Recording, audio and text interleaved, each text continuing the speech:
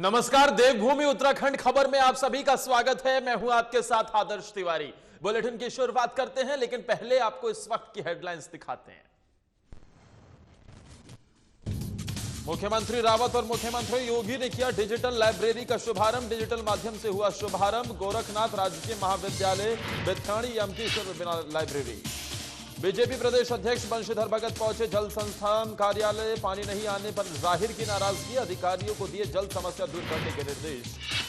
देहरादून में बढ़ती महंगाई पर कांग्रेस का प्रदर्शन। कांग्रेस प्रदेश अध्यक्ष प्रीतम सिंह ने सरकार पर कसा तंज। बीजेपी सरकार को चुनाव में जनता देगी जवाब। और बहादुराबाद में फर्जी पत्रकारों को खवा, पुलिस प्रशासन करेगी कार्रवाई। प्रेस लिखे हर वाहन की होगी जांच। शहर में फर्जी प्रेस लिखवाकर चल रहे वाहन। और शुरुआत करते हैं बुलेटिन की। मुख्यमंत्री की तरफ से टिहरी जिले की कई विधानसभाओं के लिए जो की गई समीक्षा घोषणाएं हैं उसकी समीक्षा करते हुए मुख्यमंत्री त्रिवेंद्र सिंह रावत नजर आ रहे हैं। सीएम ने विधानसभा क्षेत्रों को जोड़ने वाली सड़कों के निर्माण कामों में तेजी लाने के निर्देश दिए हैं।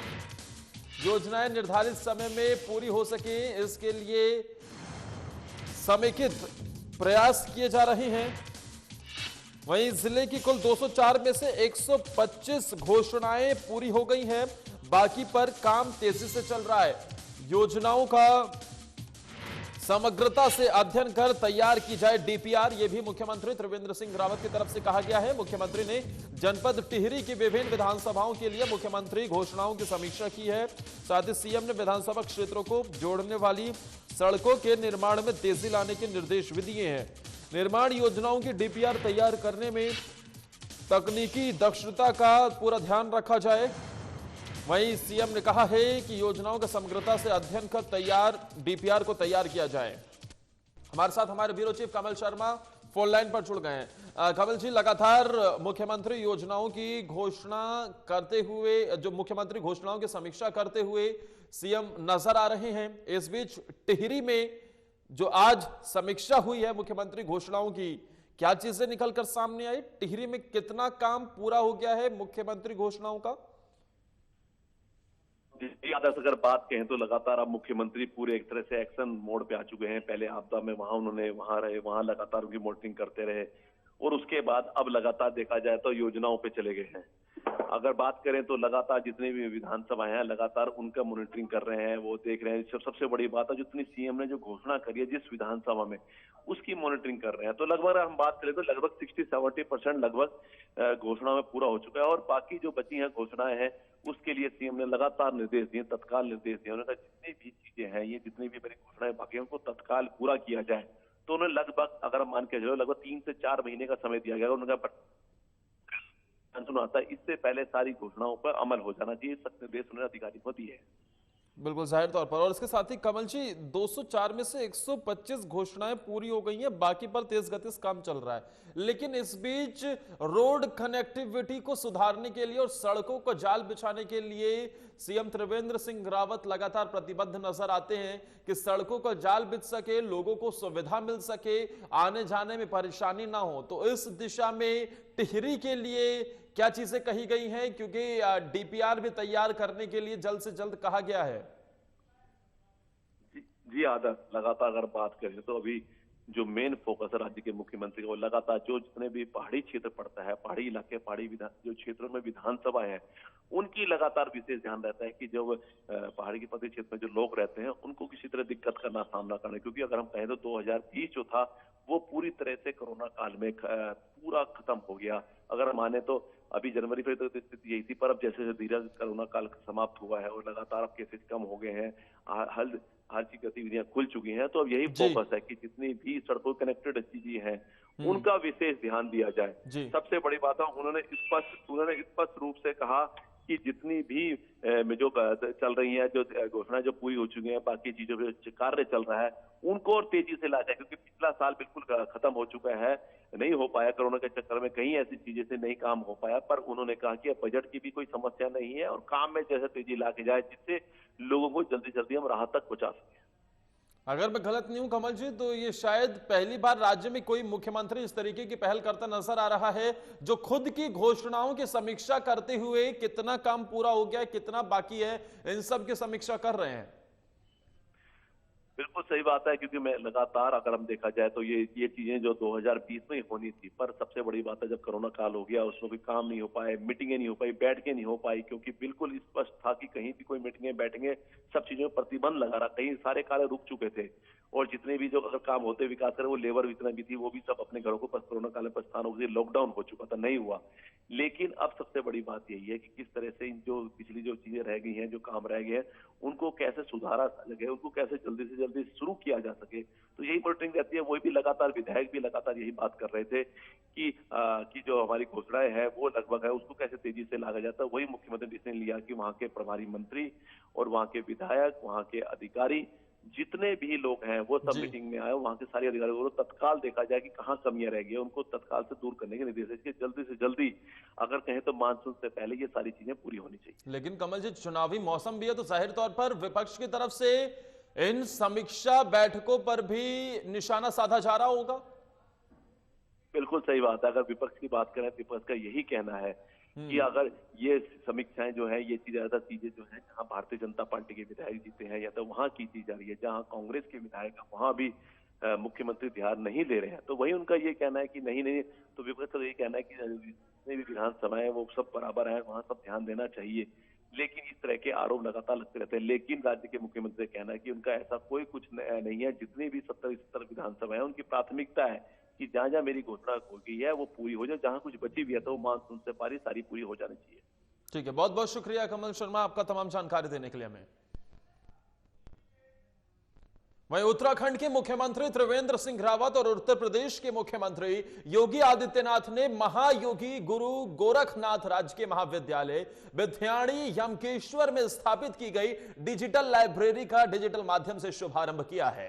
यूनियन बैंक ऑफ इंडिया की तरफ से अपने CSR फंड से इस डिजिटल लाइब्रेरी की स्थापना की गई है। इस मौके पर डिजिटल माध्यम से अपने संबोधन में उत्तर प्रदेश के मुख्यमंत्री योगी आदित्यनाथ ने कहा कि पौड़ी जिले के इस दूरस्थ क्षेत्र में महायोगी गुरु गोरखनाथ की स्मृति में स्थापित इस महाविद्यालय का राज्य के मुख्यमंत्री त्रिवेंद्र सिंह रावत ने राजकीयकरण कर इस क्षेत्र के छात्रों को उच्च शिक्षा की बड़ी सौगात दी है। यह मुख्यमंत्री त्रिवेंद्र की शिक्षा के विकास के साथ ही राज्य के समग्र विकास की सोच को भी दर्शाता है। मुख्यमंत्री त्रिवेंद्र सिंह रावत ने कहा कि महायोगी गुरु गोरखनाथ राजकीय महाविद्यालय का क्षेत्र की शिक्षा के लिए बड़ा महत्व है। उच्च शिक्षा के क्षेत्र में दूरस्थ क्षेत्र के छात्रों के लिए यह विद्यालय बहुत ही उपयोगी रहा है। महाविद्यालय में डिजिटल लाइब्रेरी की स्थापना होने से इस दूरस्थ क्षेत्र में तकनीकी क्षेत्रों में हो रहे सुधारों का लाभ छात्रों को मिलेगा। इससे छात्रों को अच्छी डिजिटल लाइब्रेरी उपलब्ध होगी। इससे वो आधुनिक संचार तकनीकी का बेहतर उपयोग कर पाएंगे और देश और दुनिया से जुड़कर उनकी सोच में भी सकारात्मक परिवर्तन आ सकेगा।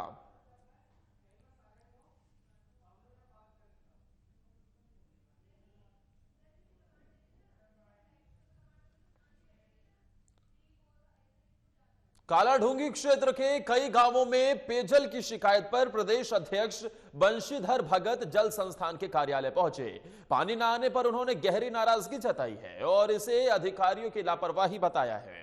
प्रदेश अध्यक्ष बंशीधर भगत ने कहा है कि अधिकारी फील्ड में जाकर मौके का मुआयना करें और जिन जिन इलाकों में पानी नहीं आ रहा है उन क्षेत्रों में पेयजल की समस्या को दूर करें।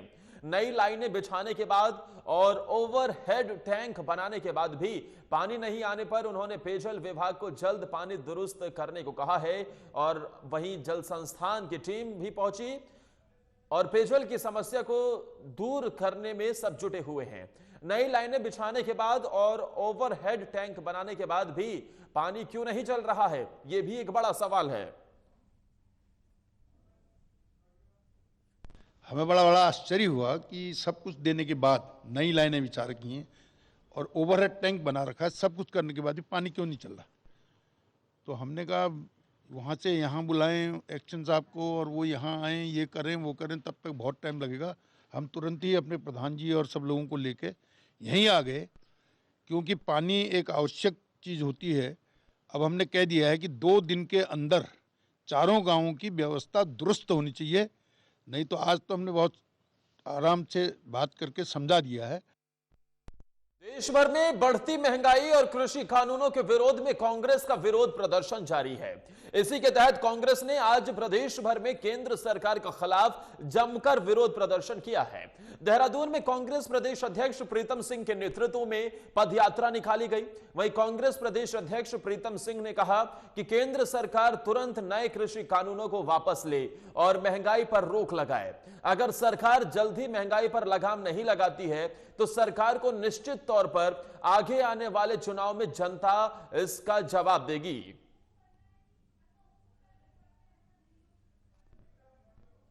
में बैठे हुए लोगों ने देश और प्रदेश के लोगों से वादा किया था, यदि डबल इंजन की सरकार बनेगी तो महंगाई कम कर देगा। हालात उसमें कम नहीं। पहली मर्तबा हुआ है कि पेट्रोल ने शतक मार दिया, डीजल 90 के पार चला गया, गैस का सिलेंडर 400 से उछल करके जो है 900 पर आ गया है। गरीब आदमी बाजार में ना तो सब्जी खरीद सकता ना दाल खरीद सकता है। ये पूरी कोरोना की महामारी से जंग लड़ रहा है, तो उसकी महंगाई से जंग लड़ने का काम कर रहा है। पदयात्रा निकाली जा रही है कांग्रेस के प्रदेश अध्यक्ष प्रीतम सिंह के नेतृत्व में, और हमारे साथ हमारे सहयोगी विकास शाह फोन लाइन पर जुड़ गए। विकास, सबसे पहले तो यही जानना चाहेंगे कि कांग्रेस आज देश भर में केंद्र सरकार के खिलाफ बढ़ती महंगाई को लेकर हल्ला बोल रही है।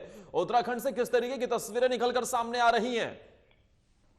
जी आदर्श, बिल्कुल आज पूरे देश भर में जो है कांग्रेस बढ़ती महंगाई और जो किसान विरोधी कानून है उसके खिलाफ पूरे प्रदेश या देश भर में प्रदर्शन किया जा रहा है। उत्तराखंड की परिप्रेक्ष्य में अगर बात की जाए आदर्श, तो उत्तराखंड में पूरे राजधानी देहरादून में आज प्रदेश अध्यक्ष प्रीतम सिंह के नेतृत्व में पूरे शहर भर में जो है पदयात्रा निकाली गई। इसके अलावा पूरे राज्य भर में जो है हर जनपद में ब्लॉक का जो आज कांग्रेस जो बढ़ती महंगाई है और किसान विरोधी कानून है उसके खिलाफ जो है प्रदर्शन किया जा रहा है। उत्तराखंड देहरादून राजधानी की अगर बात करें तो राजधानी में जो है पूरे शहर भर में जो है कांग्रेस ने प्रदर्शन किया है और सरकार के खिलाफ जमकर नारेबाजी भी की है। कांग्रेस का साफ तौर पर कहना है कि दिन प्रतिदिन लगातार महंगाई बढ़ती जा रही है, चाहे गैस सिलेंडर के दाम हो या फिर पेट्रोल के दाम जिस तरीके से 100 पार कर चुके हैं। जनता पूरी जो है परेशान हो चुकी है इनसे, और आने वाले समय पे जो है जो 22 के चुनाव हुए जनता सरकार को इसका जवाब जरूर देगी।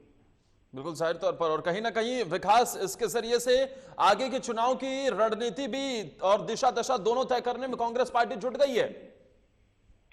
बिल्कुल, जिस तरीके से सरकार जिस तरीके से जो महंगाई लगातार बढ़ती जा रही है, चाहे वो पेट्रोल के दाम हो या फल सब्जियों के दाम हो, तो उस मुद्दे को लेकर कांग्रेस लगातार मुखर हो चुकी है और प्रदेश में इस मुद्दे को लगातार उठा रही है और आम जनता के बीच जा रही है। वहीं अगर बात करें आदर्श, दूसरी ओर देखें तो जो इस बार का जो बजट सत्र 1 मार्च से शुरू होने वाला है, तो उसमें भी कांग्रेस की यही रणनीति रही कि जो लगातार सरकार बेतहाशा वृद्धि कर रही है महंगाई में, उसको सदन में भी इस मुद्दे को उठाएगी। तो सड़क से लेकर सदन तक पूरी तैयारी कांग्रेस अब जो ये सरकार, यानी विकास महंगाई को लेकर एक बार फिर से सत्ता का सफर तय करना कांग्रेस चाहती है।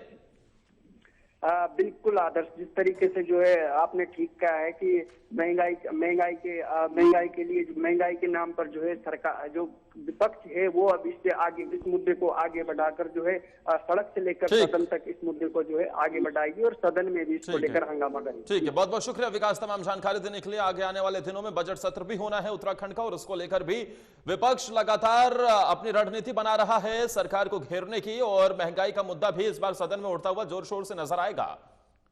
खैर आगे बढ़ते हैं, बात जसपुर की करते हैं, जहां के मलपुरी में फौजी हरजीत सिंह का परिवार रहता है, जिनकी सरकार से मांग है कि हरजीत सिंह की याद में एक स्मृति द्वार बनाया जाए ताकि इलाके के लोग उनको याद रख सकें। आपको बता दें कि फौजी हरजीत सिंह भारतीय सेना में थे। साल 1965 में भारत पाकिस्तान युद्ध में उन्होंने अपने दोनों हाथ पैर गंवा दिए थे, लेकिन सरकार से उन्हें कोई सम्मान नहीं दिया। वहीं अब उनके परिवार वालों का कहना है कि उनकी याद में स्मृति द्वार बनाया जाए ताकि इलाके के लोग उन्हें याद रखें। वहीं भोगपुर के ग्राम प्रधान सुखदेव सिंह ने मुख्यमंत्री को पत्र भी भेजा है और फौजी हरजीत सिंह की याद में एक स्मृति द्वार बनाए जाने की मांग की है। हरजीत सिंह की याद में स्मृति द्वार बनाए जाने की मांग की गई है। दरअसल 1965 भारत पाकिस्तान के युद्ध में हरजीत सिंह भारतीय सेना में थे और उन्होंने अपने दोनों हाथ गंवा दिए थे, लेकिन उसके बावजूद उन्हें कोई सम्मान नहीं मिला। इसी के चलते यह मांग हुई है।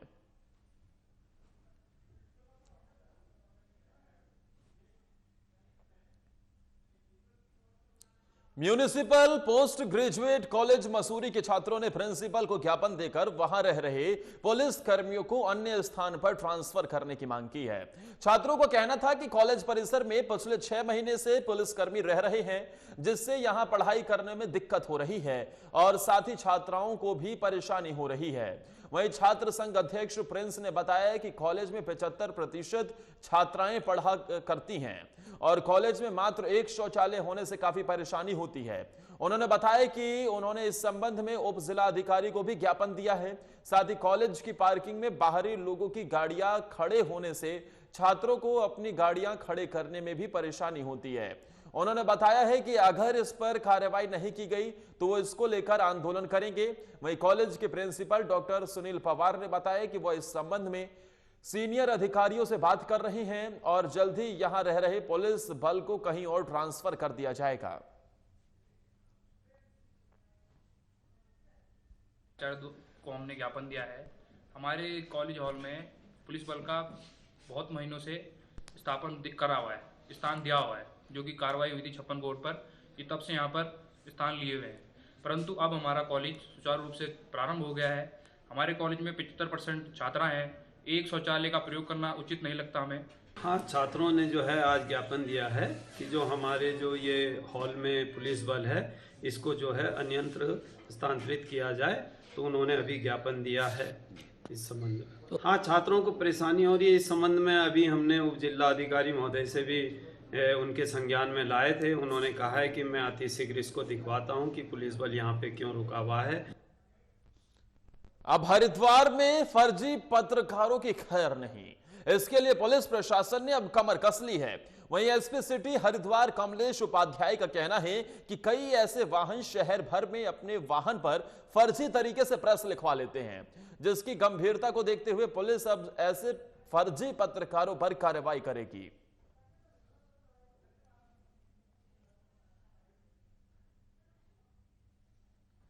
जैसे संज्ञान में आया है कि कई सारे वाहन इस फर्जी तरीके से इस तरह से घूम रहे हैं जिनमें प्रेस लिखा गया है, तो उनके लिए एक अभियान चलाया जाएगा और प्रॉपर चेकिंग कराई जाएगी। और इसमें हम उनके पूरा जो भी उनका प्रेस है, किस उसमें लिखा है, उनका लाइसेंस वगैरह, उसको भी हम पूरा प्रॉपर चेक करेंगे। और अगर ऐसा पाया जाता है कि उन्होंने गलत तरीके से लिखा गया है, तो इसमें जो भी सुसंगत धाराएँ हैं IPC में, उसमें उनके विरुद्ध मुकदमा दर्ज किया जाएगा और उसी में आवश्यक कार्रवाई की जाएगी। मैडम, कब से की जाएगी कार्रवाई? ये आज से अभियान अभी बता रहे हैं एसओ सिडकुल को, जो भी इस तरह का आते हैं संज्ञान में, जो भी हमारे वहाँ, क्योंकि डेली वाहन चेकिंग होती है, तो वाहन चेकिंग में अगर इस तरह का कोई भी प्रकरण आता है, इस तरह के पाए जाते हैं, तो उसमें उनके विरुद्ध कार्रवाई की जाएगी। उधर सिडकुल पुलिस को एक बड़ी कामयाबी मिली है। दरअसल सिडकुल के रावली महदूद में 5 दिसंबर 2020 को मोबाइल की दुकान में चोरी हुई थी, जिसका खुलासा पुलिस ने कर दिया है। साथ ही चोरी में शामिल 2 आरोपियों को गिरफ्तार भी किया है। गिरफ्तार किया गया आरोपी दीपक और पारुल दोनों उत्तर प्रदेश के बताए जा रहे हैं। दोनों ने मोबाइल की दुकान में की गई चोरी को भी कबूला है। आरोपियों के पास से चोरी किए गए कुछ mobile, power bank, LED TV भी बरामद की गई है।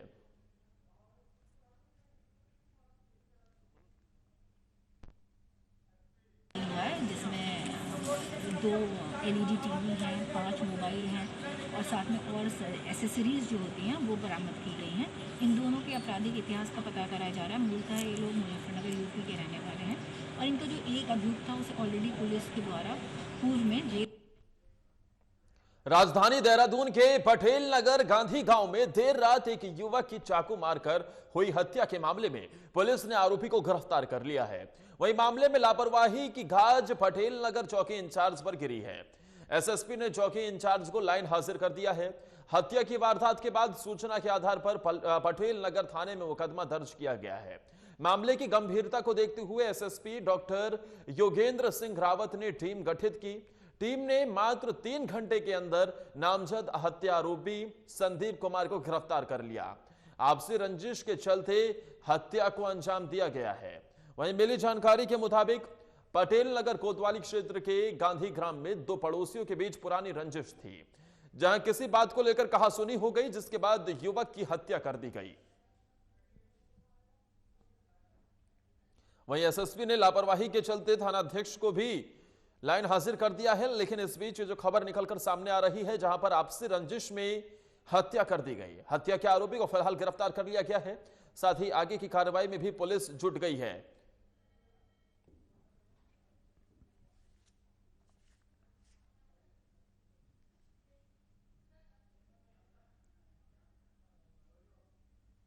आज शाम के समय एक व्यक्ति ने एक दूसरे व्यक्ति की चाकू से हत्या कर दी और जो झगड़े का विवाद है वो ये बताया जा रहा है कि पड़ोस में होने के कारण कूड़े से संबंधित इसमें विवाद था। इसमें पुलिस के द्वारा FIR पंजीकृत करवा दी गई है और जो अभियुक्त है वो भी पकड़ा गया है। ये क्या हत्या हो गई, मृत्यु हो गया जो अभी तक? हाँ उसकी हत्या हुई। परिजन के द्वारा सर जो एक SI के ऊपर आरोप कुछ लगाया जा रहा था, उनके द्वारा जो चौकी इंचार्ज है वहाँ पे स्थानीय उनके विरुद्ध आरोप लगाए गए हैं, तो उस पर उनको वहाँ से लाइन हाजिर करके और इसमें जांच करवाने के लिए आदेश दिए जाए। उधर काशीपुर के राजकीय चिकित्सालय में देर रात आग लगने से हड़कंप मच गया। आनन फानन में दमकल विभाग को सूचना दी गई। सूचना मिलते ही मौके पर पहुंची दमकल विभाग के FSO गिरीश सिंह बिष्ट के नेतृत्व में पहुंची टीम ने कड़ी मशक्कत के बाद आग को फैलने से रोकते हुए काबू पाया। गनीमत यह रही है कि किसी तरह की कोई जनहानि नहीं हुई, लेकिन अस्पताल के कोविड-19 के सामान सहित लाखों रुपए की कीमत का सामान जलकर राख हो गया। वहीं अस्पताल प्रबंधन की तरफ से बमुश्किल ट्रॉमा के मरीजों को मेल वार्ड में शिफ्ट कराया गया। सरकारी अस्पताल में आग लगी, जिसकी तस्वीर हम आपको दिखा रहे हैं। फायर ब्रिगेड की टीम मौके पर पहुंची और आग पर काबू पाया गया। किसी की जनहानि की कोई भी खबर नहीं है। एक राहत भरी खबर भी है, लेकिन अस्पताल में रखा लाखों का सामान जलकर राख जरूर हो गया है। कोविड-19 का सामान और साथ ही कुछ और सामान जल गया है पूरी तरीके से। काफी चुनौतियों के बीच जो वहां पर मरीज थे उन्हें मेल वार्ड में शिफ्ट किया गया, जो एक राहत भरी खबर भी है। लेकिन देखिए किस तरीके से यह आग की लपटें धू धू कर उठ रही थी काशीपुर के सरकारी अस्पताल, जहां पर आग लगी और इसके बाद दमकल की टीम ने आग पर काबू पाया।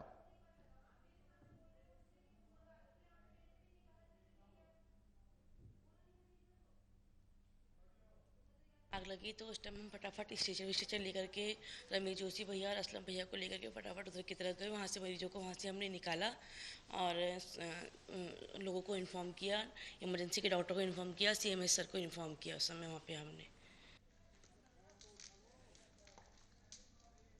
इसको तोड़ के निकाले कैसे।